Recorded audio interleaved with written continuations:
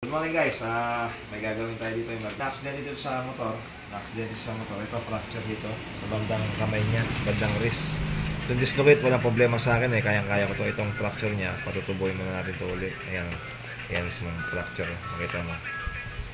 Kaya tinan mo itong isa, malinaw na malinaw yung isa. Ayan.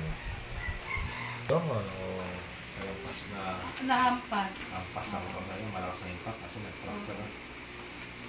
Siya pala 13 years old to, taga Candaba, Bulak.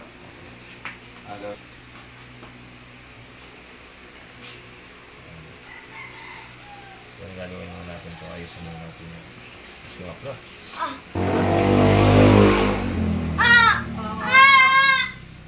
Talamin natin ang gulog tayo.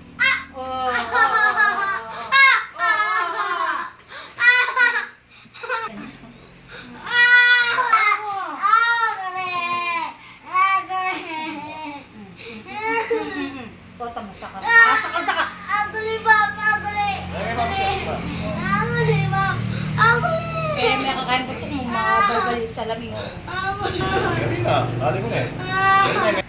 Sige nga kayo. Yan guys, natapos na namin. Diretso yung ganyan. Diretso. Tas mo eh. Tas.